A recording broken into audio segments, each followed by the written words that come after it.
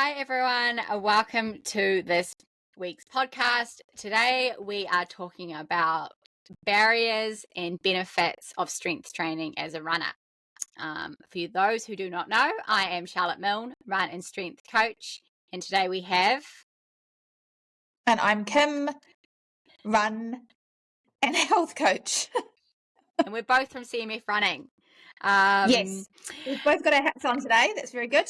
We're twinning it. We are. It was not planned, but it wasn't.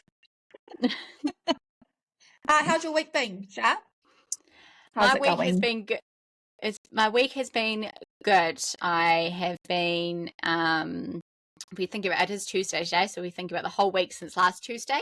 I've been. We had our run club on Wednesday. It was a rather gusty night, but it was good. Yeah. We had a few people turn up, which was nice, down in Orewa, and I did like a fun fartlek session in Riverhead on Sunday in preparation for my race at Hanua Xterra this coming Sunday, which I'm really looking forward to, sort of going out and running hard for 21 Ks. And other than that, it's just been a pretty normal week in every other respect. Just, a bit of work, bit of life, bit of all that kind of stuff. How about you? I've had a good week. I started my run club last Wednesday morning at 6:30, nice. And I had two lovely ladies turn up, so that was very good. And yes, so tomorrow morning I think I have a few more turning up, which is very exciting. And then my week's been pretty normal. Been doing lots of running, and I'm training for the Wellington Half Marathon, which is only 3 weeks away. 3 weeks away. So yes, but it's been really nice start to our winter down here. It's been very hot. But we desperately need rain. We very much need rain down here. So yes. Yeah, it has been pretty warm up here as well, but Auckland is always warm. We were enough about the weather chart. We were just sort of saying before the podcast. So I think it's been we're in our 4th week away from each other.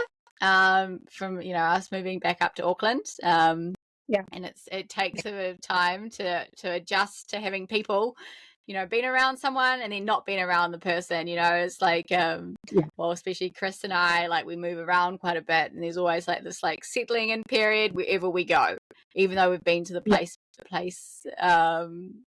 before. So it's been an interesting period, eh?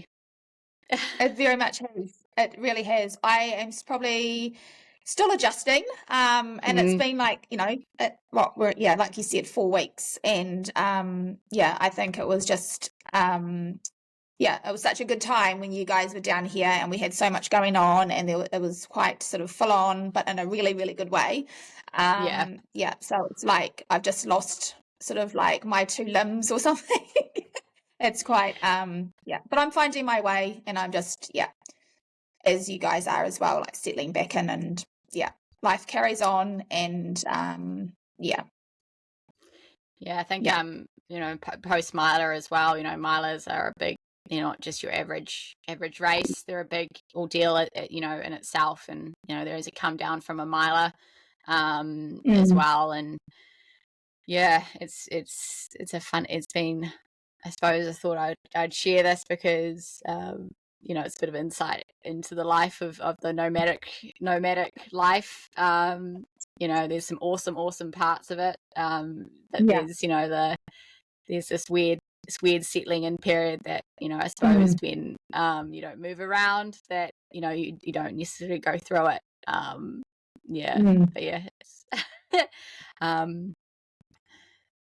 wasn't expecting it, but I wasn't expecting it either. It's funny, isn't it? It's sort of you don't think about these sorts of things until they happen, and then you're trying to work it all out, and you're trying to just trying to make some meaning out of it, and So, but yes, it's just day by day because life carries on, right? Like everyone, it's life continues, and you just have to try and find not a new way, but just sort of just try and get yourself a little bit more grounded. Which is happening. For sure. Yeah. Well, I suppose at least we have, you're pretty fortunate that your recovery from the Milo, like physically, has been all right? And you've got like you said. Physically, I'm good. Yeah. So you've got another race coming up and, a half marathon. And so that should be a bit of fun. And yeah. Got to do Wellington. Yeah. It'll be my 3rd year, and I think it's going to be like one of my, every year I need to do it. I'm excited for it. But today, what are we talking about? We're talking about strength. Yes, which is something that is part of both our training. I think now, on average, we both sort of do strength training sort of like 3 times a week. For about half an hour to an hour per session, and we'll start with the barriers of strength training as a runner. So I think there's just some common like misconceptions about strength training for running, and I think that maybe it has to be difficult, it has to be intense, it has to be hard, it has to be often, it has to be for a long period of time in the gym, and also like what is runner's strength? What is runner's strength? Because some people as runners have been in the gym before and they've done sort of maybe gym strength work for other sports, or they've been like fully invested in the gym and getting bulky, maybe if you're a man, or getting super lean as a woman, and as for strength through runners, it is actually like a combination of sort of doing things that you may have done in the past. A barrier is like that we can overcomplicate it, I guess. And just we can think too much about it as well. Yeah. And it doesn't have to be difficult. It doesn't have to be difficult. Like 30 minutes, is a good time, to start with. It doesn't have to be 3 times a week. It can just be once a week. And that's enough to have some gain of, the purpose of why you do the strength as well. But having that knowledge, I think, is sometimes where people, they don't have like where do I start? So that barrier of having lack of knowledge of what strength training looks like for a runner. What exercises to do. For sure. And this is not a benefit, this is just a solution to that barrier. That's right. So in terms of the exercises that are good for runners is so just general muscular hypertrophy, which is sort of that 10 reps at a weight that you can do 10 reps at. So it's not super heavy and it's not super light. And some classic good ones of me in terms of that is like I love static lunges, also walking lunges or reverse lunges or forward lunges. Any sort of lunge, side lunges are all really good for runners. Squats are good, whether it's with a barbell, dumbbell, heavy Olympic bar. Getting in some sort of like side taps, that's sort of like resistance training. So that's and then also getting some upper body work done in, so things like bent over row, even bicep curls, rigide row I think it's called, and getting in some core practice, glute bridges, single leg glute bridges, and then you can kind of do just that generic kind of strength training. And then you can do some heavier lifts as well. So that's when like the deadlifts or the heavy squats and maybe a bit of chest press comes into, maybe a bit of shoulder press. And then, you know, sometimes like, yeah, you can do some HIIT or cardio based, but that is something that I would recommend. One of two things: if you are a seasoned runner, or if your run load is low. Just that sometimes if you're a new runner and you're new to strength and your strength training is too HIIT-like, it's probably going to affect your running, and then you're going to get injured or fatigued. Right. So that's just like an aspect that does come into play with runners, is doing a bit of HIIT, but it's not an all the time thing. So that's just a general overview of where to start. So, you know, to wipe out that barrier of where to start and what to do, at the end of the day, any strength training really actually is going to help. It's, you know, but it's also, you know, that classic thing that you hear all the time, getting some single leg work in is important, because obviously like running is unilateral. You know, you have to you know, your leg springs off the ground one at a time, so not two at a time. So and you don't have to go to the gym. Like, there's no rule to say you have to go to the gym. I think I don't know. Well, the gym that I go to, I don't feel intimidated or anything, because it's quite a small gym. It's when I go there, there's hardly anyone in there. But yeah, the big gyms around, they can sometimes feel really intimidating. So you walk in and you might just, I don't know, depending on the personality type that you are, you know, like spend most of the time thinking about what other people are thinking, which they're not. So that can sort of put you off going to the gym. So then you delay your strength training, so you don't do it. But you can do strength at home. Like, you can break through that barrier by, it's okay to do it at home. You're still going to get benefit from doing strength at home. So unless you can find a smaller gym, I guess, maybe, go at a time, like usually early in the morning would be where less people would go. So just breaking through that mental barrier of feeling, I guess, uncomfortable with going into a space where there's other people. And doing it at home, you can still get benefit from doing strength work.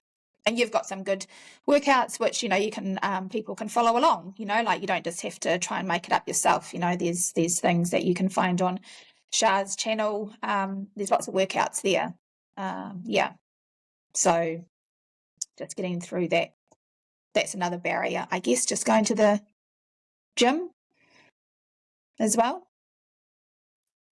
Yeah, definitely. That's, I think, so yeah, it's like the barrier is like, you know, where can I do the strength work? And that's right. The barrier of, you know, the intimidating gym, but depending on where you are, you know, there is a lot of gyms around nowadays. So maybe it's a fact of just doing your due diligence and going in and going into a few gyms, getting a feel for the atmosphere, and, you know, talking to the people there, you know, the managers or the personal trainers, and just getting a feel for the vibe before you invest in the gym.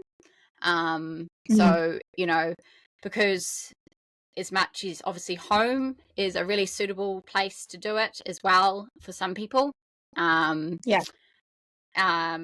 But some people, you know, don't want to do it at home, because home is like, they don't have to invest in equipment, and home is where they relax, and home is where they do work as well, you know, so they want to get out and feel motivated, because obviously in a gym atmosphere, even a quiet one, there's people around, and it may be more inspirational and you know, inspiring and all that kind of thing. So it's just weighing up the personal preference and then sorting out the gym that works for you, and is really key. And if you're like, no, I just want to do it at home because I've got a busy life, and you know, it's just 30 minutes, and I want to invest in some home equipment, then I'm going to set up this personal, you know, little space that's going to be my gym. Then obviously doing that, you know, you're doing those actions to make sure that, you know, you do your strength work at home, and you're set up at home to be able to do it. And then you'll be away. So, you know, it's like everything, there's pros and cons of gym versus home. It's just personal preference. And it's, you know, if you eliminate the problems from where to do it, then it's no longer a barrier, because that's right, you know, you've got a place where you feel comfortable. And I think that in terms of the gym thing and runners, like, there's all sorts of shapes of runners nowadays, right? We're not all skinny people. You know, there's some quite sort of like muscly runners, and so, you know, whether you feel intimidated because you don't feel like you're muscly enough compared to, like, you know, some of the gym buffs, maybe that's not the case anymore, because you do strength training, so you feel sort of more a part of, or more the same as just a regular gym goer. So that's a good thing. It's a good thing. You know, that we are all, you know, runners nowadays, all shapes and sizes. And we don't have to be super slim to be a good runner. So, you know, I suppose it's another barrier that could be thought of as a runner, as if I do strength training, I'm going to get bulky. And it's really hard to get bulky. It's not necessarily hard to build a bit of muscle tone, but to get bulky, it requires quite a lot of dedication in the food department, eating quite a lot of protein, and going to the gym quite a lot of hours. So it's almost doing a flip on its head. Instead of running for an hour and a half, you're at the gym for an hour and a half, and that's not what we're asking you to do. So you won't get bulky by going to the gym 3 times a week for, you know, 1.5 hours to even 2.5 hours. It just won't happen. So that's a barrier that you can delete from your head. Have you gotten bulkier since you started doing more strength training, Kim? No. Do you feel bulky? No, I haven't. No, I would, like, to be fair, like, I would like my arm, like, I've always had quite like little arms, and I would like some sort of definition. So we're working on that, but not bulky, you know, like, and so that's something to note down. But no, I haven't felt bulky at all. And There we go. strong, I have definitely strong, and noticed a difference, but not bulky. I don't think it's in my genetic makeup. You probably could try get a bit bulkier if you up your protein though, and and stop drinking instead water. of running for an hour and a half like you did this morning, you went to the gym for an hour and a half. So case in point, Kim has been doing like strength for 3 times a week for about 3 months now, and she's probably gained a bit of muscle tone, but she is not sitting there all bulky. And No. I don't think I look bulky either. No. I'm not sure. I'm not bulky. And You're definitely not bulky. I have been bulkier before. When I was back in the day, when I was quite into the gym, and wasn't so much into running, I used to get on the old chest press. I used to want to chest press as much as I could. I can't remember, but maybe it was about 40 kilos I could chest press. Wow. And I had pecs. I was Nice. bulky for myself, and I'm not like that today. I'm just I think that's not your focus anymore. No. Yeah, and I think that it's kind of like what I was saying before. Yeah, I've gymmed since I was 15, coming up 32. And then prior to that, I horse rode. So I've always been strong. And I think if you've always been strong, you're probably going to be more prone to building muscle pretty quickly. And that's okay, because as we're going to talk about once we've gone over our barriers, there's some benefits of what I do and what we do as strength training, despite what we look like. So you won't get bulky unless you try to get bulky. So that's a barrier that you can delete. But as you said before, like it's not just about the strength training, it's about, like what other things you're doing. So like that nutritional side of it definitely comes into it to be bulky. Like you've got to eat more, you've got to have, focus more on protein, like there's so much, to get to that bulky stage. Another thing that we were talking about before was that, with strength training, there's that sort of barrier or line, I guess, of like it doesn't offer the same sort of high as what going out for a run does. That runner's high that you get. We don't get that, or some people don't get that when they do strength stuff. Or relief that they get from running. So there's that, what's the point in doing strength training, because I'm not going to get that sort of feeling like I would if I was going out for like an hour's run. But sometimes, like, maybe that's, running is so much more than just running. Like, it's everything that we have to like join the dots. So strength training comes into it. It may not give you that high initially, but there's purpose behind it. Like we don't just say go out and do strength training because if it didn't have a benefit, like us as coaches, it's like strength training is all part of your running. So if you want to be stronger, like within your running, and you want to not get injured, like it has a purpose. Like everything has a purpose. And I know for myself now, like when I go to the gym, I do feel good. Like I've got that high, like it does eventually come. So it's not instant, but it does come. The more you being consistent, I guess. That's what I'm trying to say. So yeah, it's such an interesting thing. The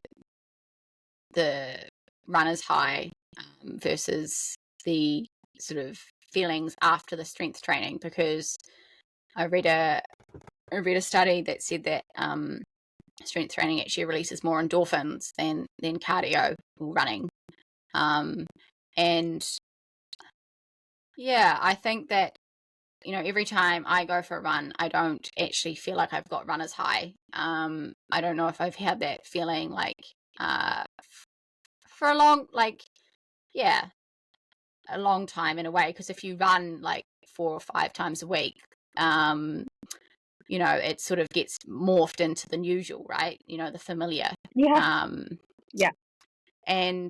But with strength training, I must say, like, especially like, yeah, yeah, especially if I've done it with, like, when I did it with you, or if I've done strength training and then got a coffee afterwards, like, I feel really good. I feel like, yeah, like, you know, there's a lot of like hormones that are released when you're like doing strength training, and you know, it's just, I think that it's just, I suppose it's like that, thinking like as runners, if we run, we're getting closer to reaching a better outcome on race day. And so I'm wondering if it's like to do with that what is the point of this? Because I'm not getting the instant sort of, you know, there's no Strava segments on for your strength, and there's no PRs, and there's no we don't, you know, once a year go to some sort of strength convention as runners and see how long we can plank for and how much we can deadlift. But we do races, you know, and we don't get like congratulated on like, oh man, you look really, you know, you look really strong, or you might, but you don't like get, and you know, here's Charlotte for coming first in the strength running category. You know, it's just not, it's like the underbelly, the superpower of our running. It's not the main event. You know, maybe that's it's nice to feel sort of strong. Yeah. It's nice to feel strong. Like coming out of the gym, or if I do it at home, like I'm like it's you know, I've got the runner's high, like you said, not in every run, it's just always just there. But after doing a strength workout, after doing it for like, you know, 3 months, like solidly, like for 3 days a week, like I feel strong, and that's a nice feeling to feel strong. So that's almost like the equivalent to a runner's high, because I'm feeling strong, not just within my running, but just in general as well. Just sort of, even when I'm doing strength, I feel strong. So I sort of went off track there, but there is no awards for anything like that. It's everything that goes on underneath the running, but it's all significant. It's all got purpose. It's all, it's all gonna, you know, get you to the next event or whatever it is. I know, like when I first started running, I was getting injured a lot, and you know, like there's I'll start again. There's purpose behind strength. So it's just breaking through, I guess, those physical barriers as well as the mental barriers. And I always try and stick to just keeping it simple. Like it doesn't have to be a difficult process. And I think once you start doing it, then you just gradually, you know, you might start with once a week, and then you'll gradually do 2 days a week. Do you know, like it's a gradual thing. Like with running, like you progress gradually, just like with strength training.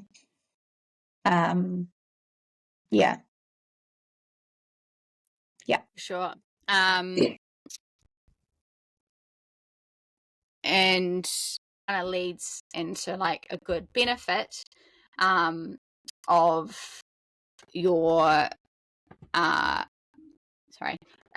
good benefits of strength training is that if we do strength training, there has been numerous studies that have said that strength training, sort of like 2 to 3 times a week, resistance training, can improve your running economy, which means that if you have good running economy, you can run with less energy, and you're not fatiguing, sort of prone to getting injured, and you're going to get faster. Yeah. And you probably don't fatigue. Like, your body's not fatiguing. You know, like, it's strong to sort of hold you up, and it's not. It's got the strength to, you know, because you're working your muscles as well. So your muscles are, you know, getting stronger, and you know, so they're able to maintain more energy output, I guess, for longer. Yeah. Yes. So yeah, it I was going to say, the running economy. I was going to say that, you know, a program including low to high intensity exercise performed 2 to 3 times weekly for 8 to 12 weeks can significantly improve your running economy in highly trained runners. And that's from, got a very difficult name. It's like Salabri Funenzi, I can't say it, in L 2016. It was just a study that I found. So I believe this to be like true as well. You know, the times when I have done more regular strength training, I have felt like my running economy has actually improved. I can run with more power, with less energy. So I think that's a really good benefit. Definitely. Yeah. Ah, yes, I see that one now. Yeah. And then in terms of like prolonging fatigue and enhancing posture, so upper body strength training is actually really good for your posture. Funny enough. Because your posture includes your shoulders.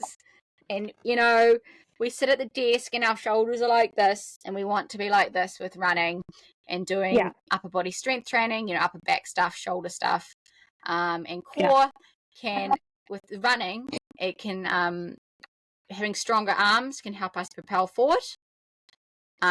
Stronger upper back can stop us from our shoulders going forward and then shutting off our lungs.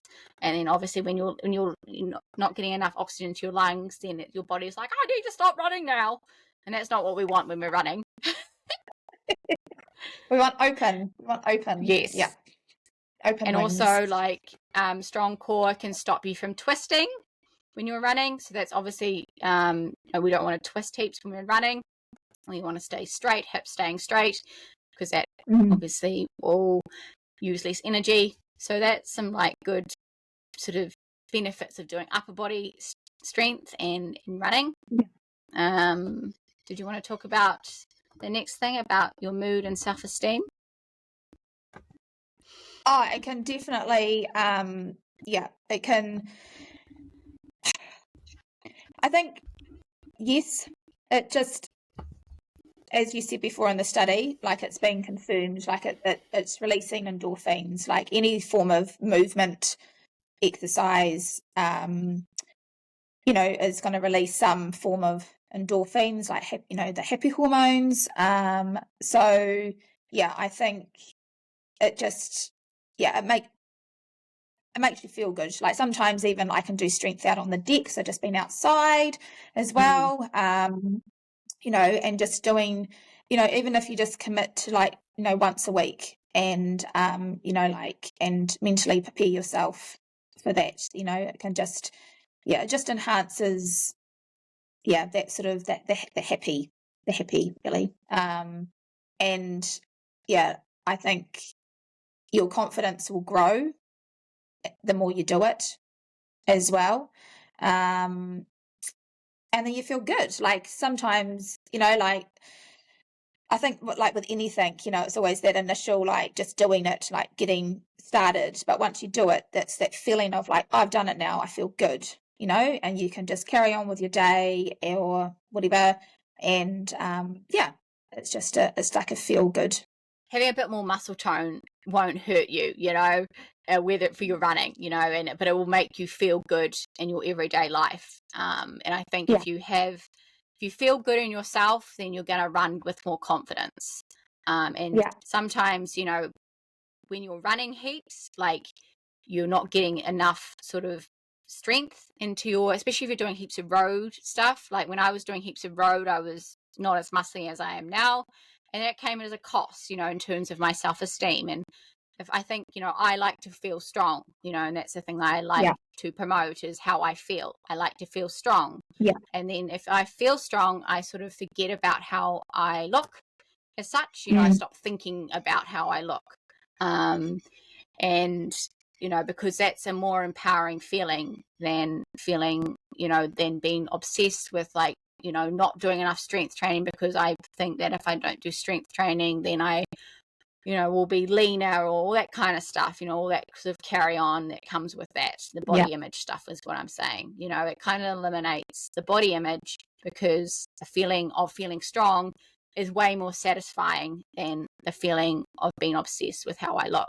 So whether that's something that you relate to or not, that's fine. If you don't, I still believe that, you know, if you have a bit more muscle tone and a bit more, you just do the strength, you're just going to gain confidence, then you can't really get from running, you know, the running and the, you know, the confidence of running and then doing well at a race is obviously going to build confidence as well. And getting those PRs or those Strava segments or, you know, a faster 5K and all that kind of stuff is going to build confidence. But in terms of like, you know, the day to day, week to week, doing strength training will actually give you like more feelings of confidence than maybe your running will from week to week, day to day. So I think that's a really big benefit that I like to sort of promote, you know, even though it's good for like all the running sort of like physical stuff, you know, the way that we feel about ourselves is, you know, 100%. if not more important, and something that I'm a huge advocate of. You know, if we are feeling good about ourselves, then, you know, it's a pretty good thing. Yeah. I 100% agree. And I'm on that path as well. I, you know, like feeling, like presently feeling like stronger than probably what I've ever been, makes me feel more confident than what, I was, you know, like even, I don't know, 3 or 4 years ago, you know, because I can, it's just how you hold yourself, how you think about yourself, letting go of other stuff that was a thing but is not a thing anymore, and getting a PR, PB, whatever, an event is great, but it's how you got there, you know, and how you got there is by doing that strength stuff and obviously the running training stuff as well. And it's something that hopefully that culture is now shifting to how we're thinking, like being strong, fit is so much better than like depriving yourself as well, or focusing on like this sort of unhealthiness, I guess. So Totally. I have it's I mean, I was always doing strength, but I've picked up more strength, and I have noticed a difference. Even when I did the 100-miler, that strength was just like essential for what I did. And I know like for my clients as well, like, you know, they, you know, comment like the strength work, they're feeling strong, they're noticing the difference by doing that.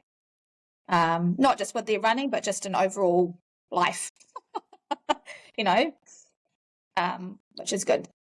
Yeah, and I think that's just a key takeaway that, like, you know, I want you to take away with you is like the feeling that you get from doing strength training.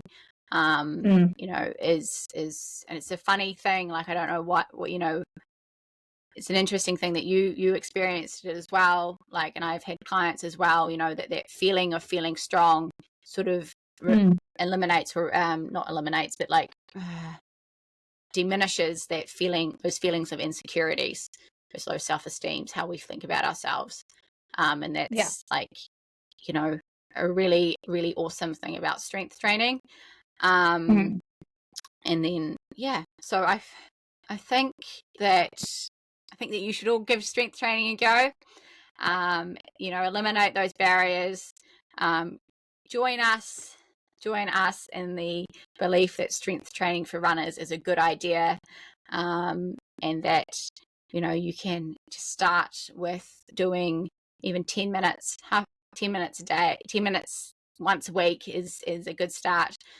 If you're looking a bit bigger than that and actually where to start, you know, check out my YouTube channel, Trail Girl Charlotte on YouTube. I have a whole lot of videos, actually, years worth of videos, but I'm currently also like releasing a new series which sort of has that sort of hypertrophy kind of workouts in it with a bit of single leg stuff, so that's also a good place to start. But if you want to know more, you can always just reach out to me. I'll put the link to booking a coach call down below in the description, so please feel free to do that, or send me a DM on Instagram. But yeah, hopefully this has cleared away some barriers and given you some benefits. And it's been a good discussion today. Us on social media, or you can check him out at... I'm on Good Witch Runs on Instagram, or Kimberly Moffat on Facebook and Strava. So check me out. If you have any questions, if you just want to reach out and just talk about anything, or another barrier that you might have that we haven't covered today, that you want to talk about, please reach out to either one of us, and we will be happy to go through that with you and talk to you about it. Awesome. Cool. Well, happy running, happy training, and we'll catch you next time. Thanks for joining us. Okay. Bye. Bye.